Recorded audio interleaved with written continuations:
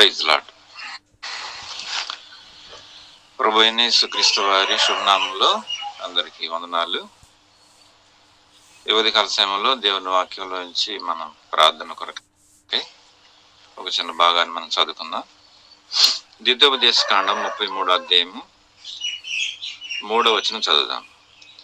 ఆయన జనములను ప్రేమించును, ఆయన పరిశుద్ధులందరూ నీ వశమునందరు, వారు నీ పాదముల యొద్ద సాగిలపడుదురు, నీ ఉపదేశమును అంగీకరింతురు. దేవుడి దివ్యమైన లేఖన భాగాన్ని దేవుడు మన కొరకై దీవించి ఆశ్రయించుగాక.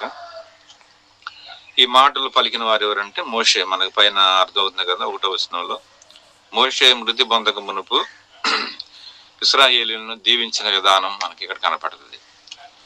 ఆది కాండము 49వ అధ్యాయంలో కూడా యాకోబు చనిపోక మునుపు మరి తన బిడ్డలందరినీ పిలుచుకొని దగ్గర రానని చెప్పి, అంత్యదినములో మీకు సంభవించబోయే సంగతుల గురించి నేను మీకు తెలియజేస్తానని చెప్పేసి మొదటి వాని మొదలుకొని చివరి వాని వరకు మరి అక్కడ ఇశ్రాయేలీయుల్ని వాళ్ళ తండ్రి దీవించినటువంటి విధానం మనకి కనపడుతుంది.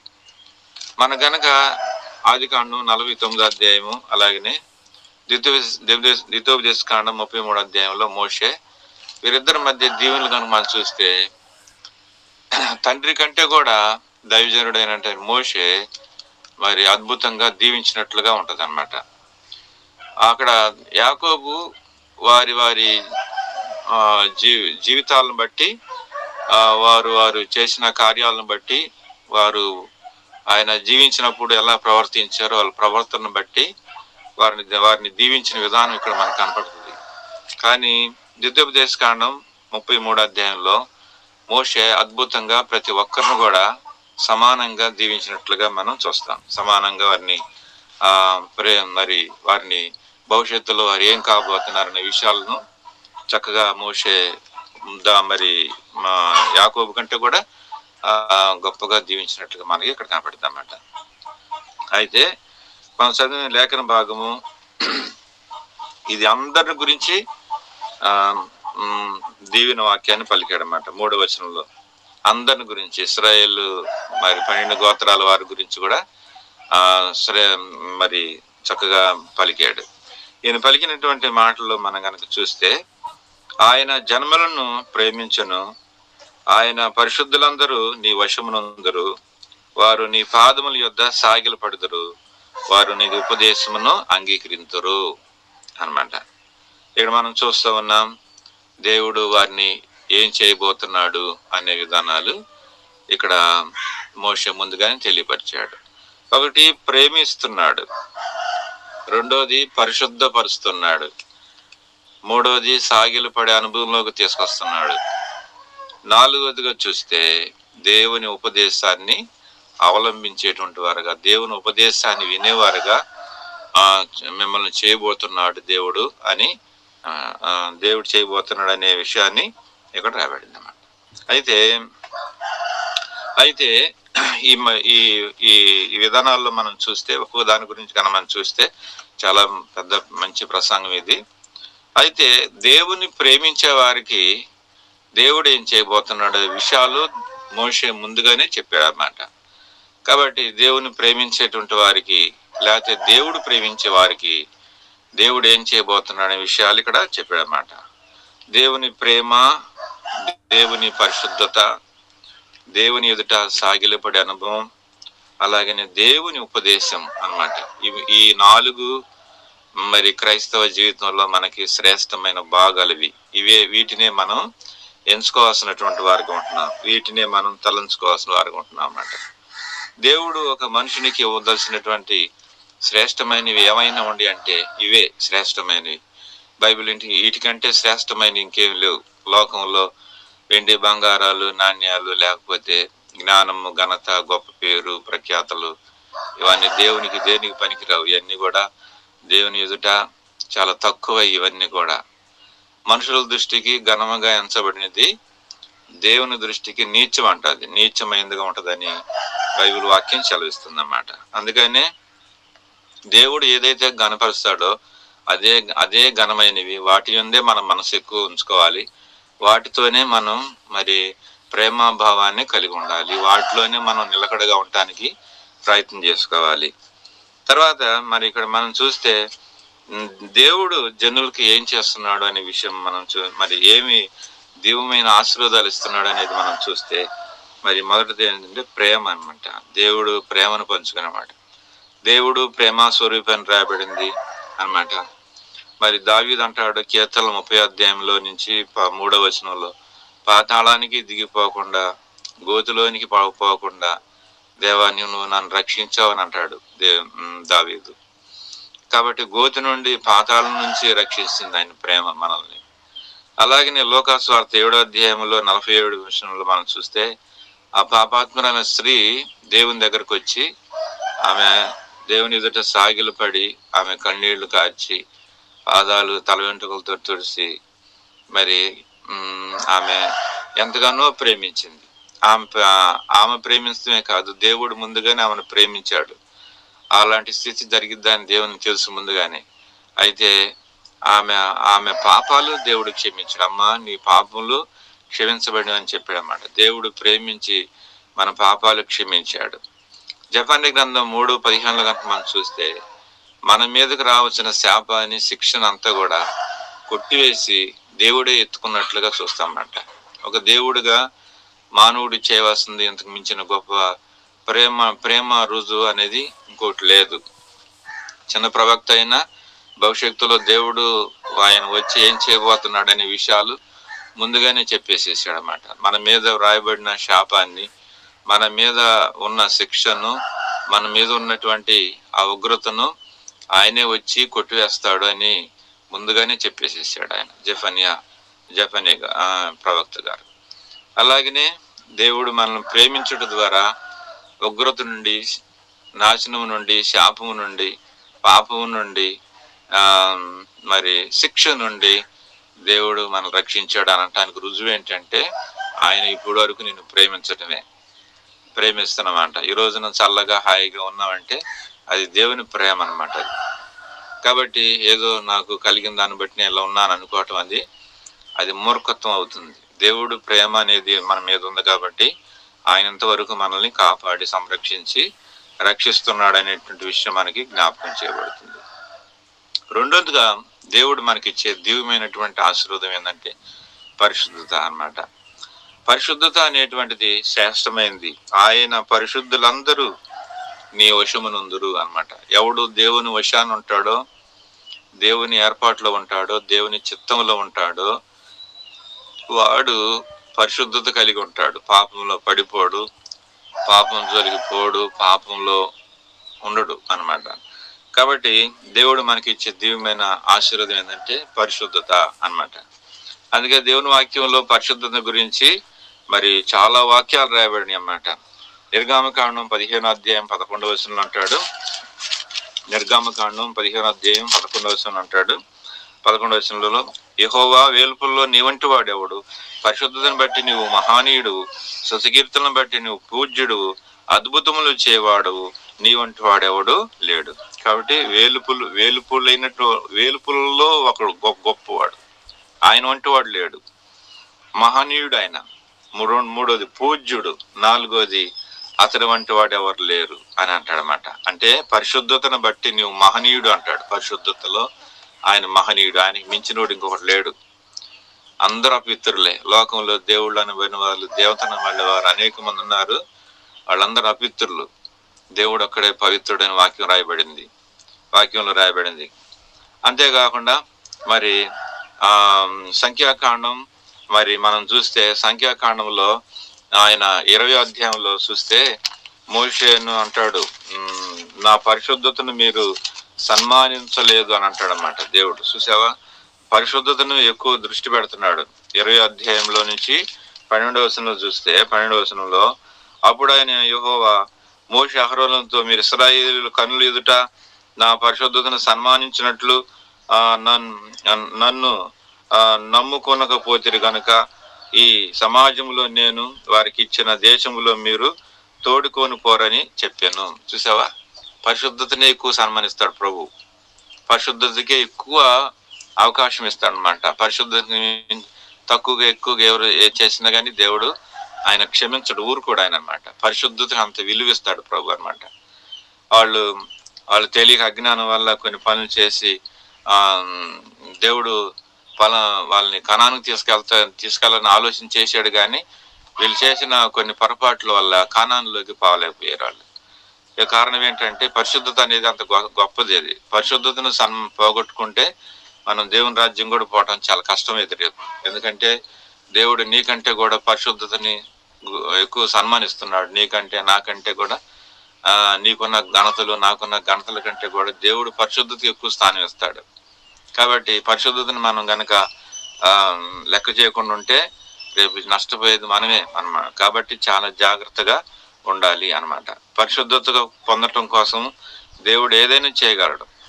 పరిశుద్ధతలోకి నడిపించడం కొరకై దేవుడు ఏమైనా చేయగలడు అన్నమాట. మనల్ని ఎబ్రీ రాసిన పత్రికలు చూస్తే 12వ అధ్యాయంలో 6వ వచనం, పరిశుద్ధతలో పాలు పంపులు పొందాలని దేవుడు మనల్ని అక్కడ కఠినంగా శిక్షిస్తున్నాడని దేవుని వాక్యం ఉందన్నమాట. కొంతమందిని దేవుడి ఏర్పాట్లు ఉన్న ప్రజలు పాపం చేసినప్పుడు దేవుడు ఊరుకోడు, వాళ్ళని కఠినంగా శిక్షించి మళ్ళా పరిశుద్ధతలోకి పాలు పంపులు పొందేటట్లుగా దేవుడు ప్రేరేపణ చేస్తాడు.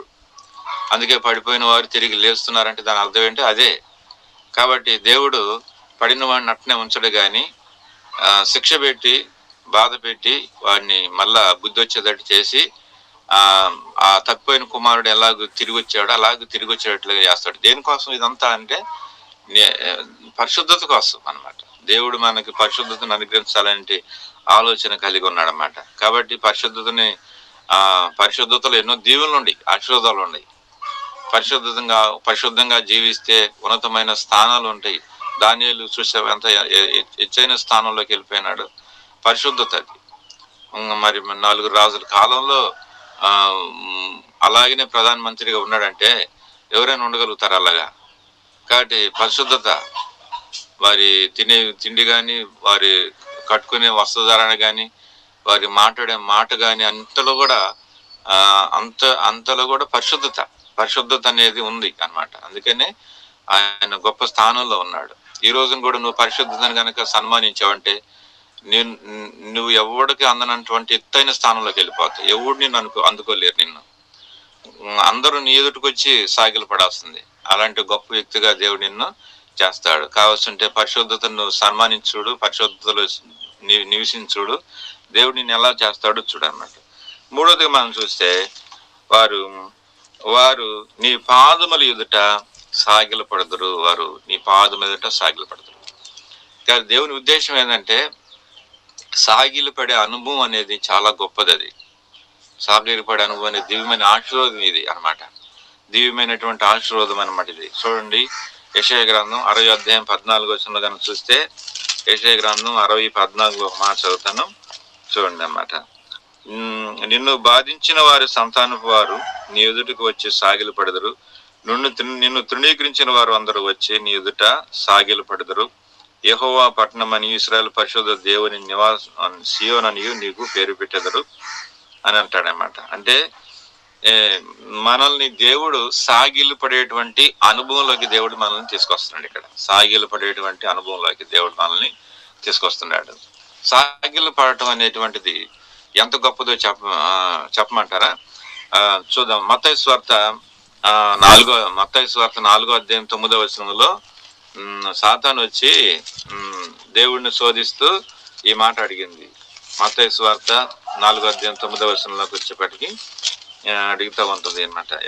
ఏమంట చూడు, నీవు సాగిలు పడి నాకు నమస్కారం చేసిన యెడల వీటన్నిటిని నీకు ఇచ్చేదనని ఆయనతో చెప్పగా. చూసావా?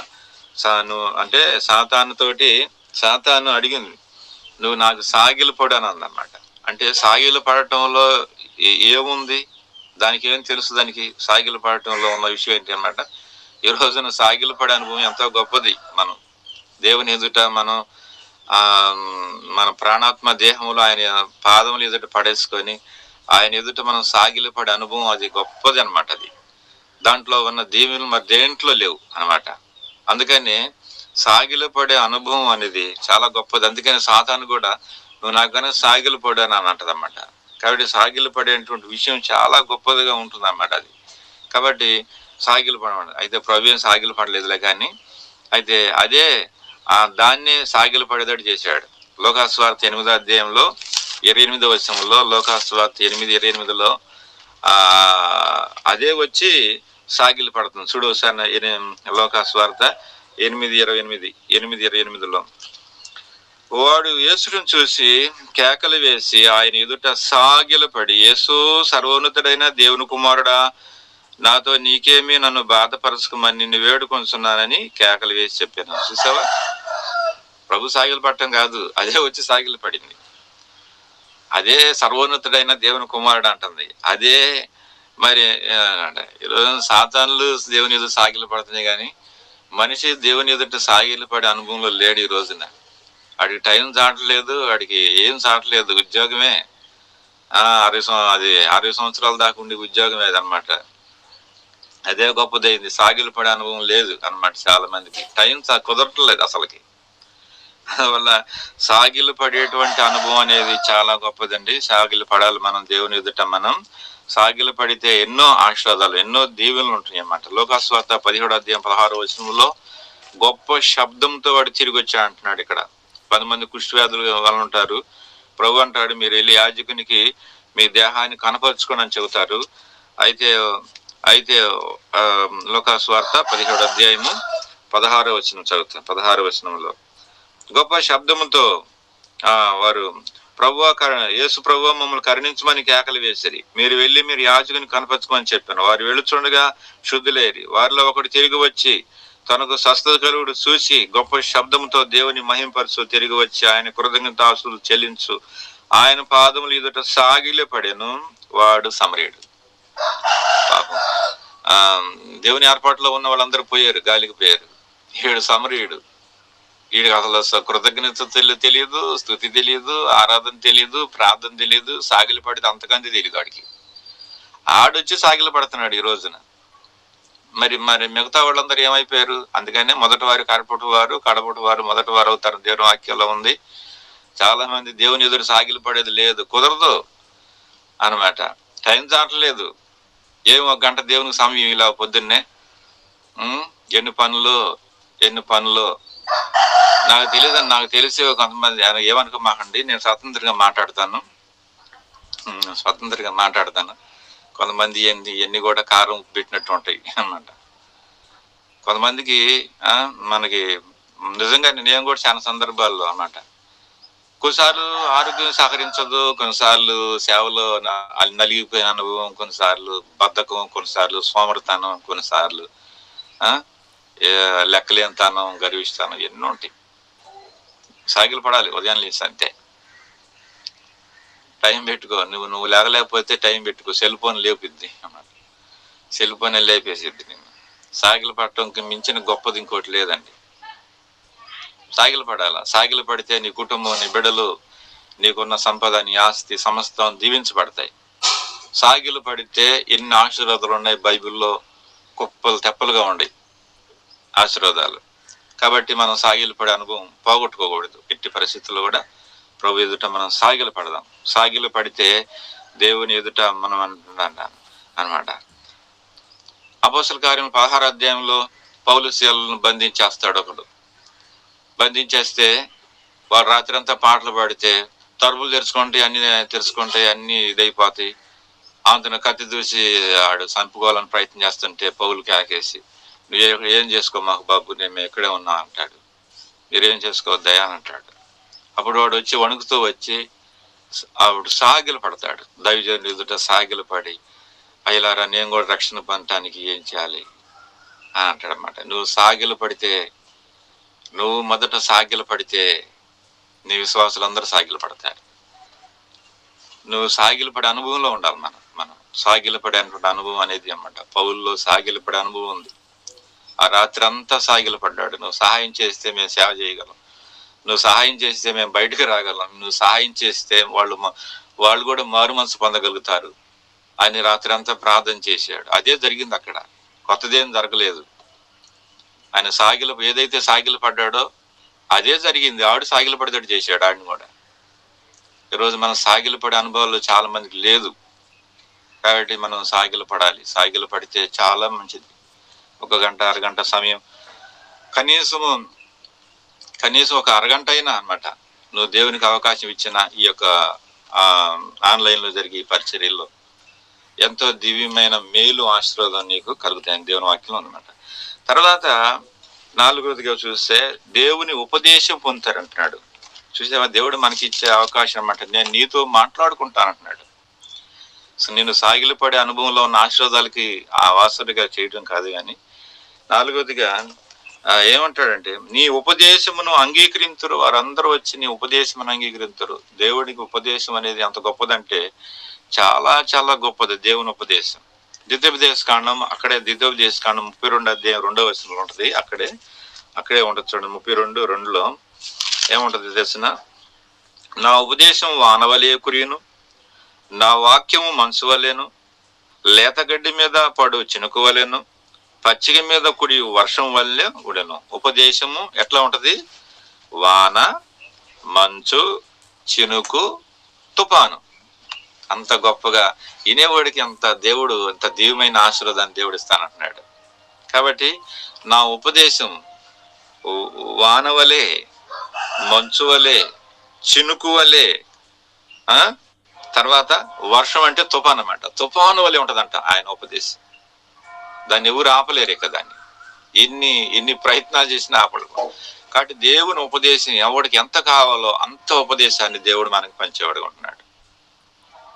అడుగు ప్రభుని అడుగు, నాయన నీ ఉపదేశం నాకు అవసరం, నాయన నీ ఉపదేశం నాకెంతో అవసరం అన్నమాట. ఉపదేశంలో ఐశ్వర్యం ఉంది, ఉపదేశంలో జీవం ఉంది, ఉపదేశంలో గొప్ప గొప్ప దీవెనలు ఉన్నాయి. ఉపదేశంలో మరి అంటే సమయం లేదు కాబట్టి చెబుతానమాట. ఇన్నుండి అన్నమాట ఉపదేశంలో. దేవుని ఉపదేశంలో గొప్ప జ్ఞానం ఉంది, గొప్ప ఐశ్వర్యం ఉంది, గొప్ప జీవం ఉంది, గొప్ప మేలులున్నాయి. వాటిని చెప్పడానికి కూడా సమయం లేదు. కాబట్టి మరి మనం దేవుని ఉపదేశమును మనం అంగీకరించే వారి వల్లే ఉండాలి. ఒక మాట చదువుతాం చూడండి. పౌలు అంటాడు తీతుకు రాసిన పత్రికలో 2వ అధ్యాయం 9వ వచనం చదివితే, తీతుకు రాసిన పత్రికలో 2వ అధ్యాయము 9వ వచనం చదువుతాను. ఆ మాట చదవాలి కాబట్టి చదువుతున్నాను. 2వ అధ్యాయము 9వ వచనం. దాసులైన వారు అన్ని విషయముల యందు మన రక్షకుడకు దేవుని ఉపదేశమును అలంకరించినట్లుగా తమ యజమానులకు ఎదురు మాట చెప్పక, ఏమియు అపహరింపక, సంపూర్ణమైన మంచి నమ్మకమును కనపరచుచు, అన్ని కార్యముల యందు వారిని సంతోష పెట్టుచు, వారికి లోబడి ఉండవాలని వారిని హెచ్చరించము. చూసావా, ఎవరైతే నీకు ఉపదేశం చేస్తున్నారో వాళ్ళకి అడ్డం తిరగొద్దు, వాళ్ళకి మారుమాట చెప్పొద్దు, వాళ్ళకి విసుగు పుట్టేటట్టు చేయి మాకు. వారిని ప్రేమించి గణపరిచి సన్మానించు అని ఇక్కడ దేవుని వాక్యంలో ఉందన్నమాట. కాబట్టి మనకి ఎవరైతే దేవుడు ఉపదేశం చేస్తున్నారో వారిని మాత్రం గౌరవించాలి. మా దైవజనులు ఇక్కడ జాన్ సుబ్బారెడ్డి అంకుల్, ఆయన మాకు ఆత్మీయ తండ్రి. ఆయన మమ్మల్ని ఎక్కువగా కనీసం ప్రజలని చెప్పినా కానీ కొన్నిసార్లు మమ్మల్ని పట్టించుకోడు ఆయన. కానీ మాకు ఆయన ముఖ్యుడు. ఆయన మాకు ఎంతో ఆశీర్వాదం, మాకెంతో దీవెన, మాకు ఎంతో ప్రియమైనటువంటి వాడు ఆయన. కాబట్టి వాళ్ళ ఉపదేశం మాకు అవసరం, వాళ్ళ మాటలు మాకు అవసరం, వాళ్ళ యొక్క ప్రార్థనలు మాకు అవసరం, వారి ఆశీస్సులు మాకు అవసరం. అంతకు మించి ఇంకోటి మాకు అవసరం లేదు. వారి ఉపదేశం ఎంత శ్రేష్టమైంది. చాలాసార్లు ఇవే చూస్తాం, వాళ్ళు గద్దిస్తున్నారు, వాళ్ళు శిక్షిస్తున్నారు, కనీసం మొహంకెళ్ళి కూడా చూడట్లేదు, ప్రజలాంటి చేస్తే మొహం తిప్పుకొని వెళ్ళిపోతారు అనేటువంటి ఆ భావంలోనే ఉంటారు చాలా మంది నాతో అట్లా చెప్పారు. చాలా మంది అయినా పర్లేదు, దేవుని ఉపదేశం చేసేవారి వెంటే ఉండాలి. వాళ్ళు ఎన్ని కష్టాలు అనిపించినా, ఎన్ని నష్టాల్లో వెళ్ళినప్పటికీ వారితోటే మనం ఉండాలి. అప్పుడే నీకు ఆశీర్వాదాలు కలుగుతాయి, నీకు దీవెన కలిగింది, నీకు మేలు కలిగింది. అర్థమైందా? లోపాలు ఎంచి నువ్వెంత అంటే నేనంత అంటే అనుకుంటే దాంట్లో ఇంకేం ఉండవు అనమాట. ఏం ఉండదు. ఎటువంటి దీవెన లేదు దాంట్లో అసలుకి. కాబట్టి వారిని మనం ప్రేమించి సన్మానించి గౌరవించి వారి వెంటే వెళ్ళాలి. ఎన్ని కష్టాలు వచ్చినా ఎన్ని నష్టాలు వచ్చినా వారిని విడిచిపెట్టకూడదు అన్నమాట. ఉపదేశం చేసే వాళ్ళు అంతగా మనం సన్మానించుకోవాలి. అలాగున్నప్పుడు దేవుడు మనల్ని దీవించి ఆశీర్వదిస్తాడన్నమాట. కాబట్టి దేవుడు మనల్ని ప్రేమిస్తున్నాడు. దేవుడు మనల్ని పరిశుద్ధతలోకి ఆయన నడిపిస్తున్నాడు. దేవుడు మనల్ని సాగిలపడి అనుభవం ఈ రోజు నుంచాడు. దేవుడు మనం ఎక్కడోళ్ళమి ఎవరోళ్ళమి ముక్కు మొహం తెలియదు. ఒక్కోసారి నేను అనుకుంటుంటా ఏంటి ఇది అసలు అని అనుకుంటుంటా అన్నమాట. నిజంగా ఈ పరిచర్య నీకు మేలుకరంగా ఉందో లేదో నీకు ఉందో నువ్వు చెప్పగలవో లేవో కానీ నేను మాత్రం ఈ ఈ చిన్న పరిచర్య నాకు ఆశీర్వాదకరంగా ఉంది అని నేను చెప్పగలను. తర్వాత దేవుని ఉపదేశం మనకి ఇచ్చాడు. ఇంతకు మించి మనకి ఏం కావాలి చెప్పు? ఇండి కావాలా, బంగారాలు కావాలా, ఆస్తులు కావాలా, ఇల్లు కావాలా, ఏం కావాలి చెప్పండి? నా మటుకు నేను అడుగుతా నేను అంటే అనుకుంటాను నాకు మాట ఈ జీవితం కూడా అవసరం లేదు. ఆయన మనకుంటే చాలు, అంతే. ఆయన మనకుంటే ఆయన ఉపదేశం ఉంటే మనకు చాలు. దేవుడు ఎన్నో ఆశీర్వాదాలు మనకి కుమరిస్తాడు. ఆ ప్రకారంగా దేవుడు రానున్న దినాల్లో ఈ 4 విధాలు ఇటువంటి అనుభవంలో మనల్ని అందరినీ ఉంచి ఆయన ఆశీర్వాదాలు సమృద్ధిగా కుమరించి అనేకులకు మనం సిద్ధపట్టమే కాదు, అనేకులకు ఇలాంటి దివ్యమైన ఆశీర్వాదాలు కలిగేటట్లుగా ప్రభు సహాయం చేసి నడిపించను గాక. ప్రార్థన చేసుకుందాం. ప్రైజ్ లార్డ్ అందరికీ. ప్రైజ్ లార్డ్ అన్న.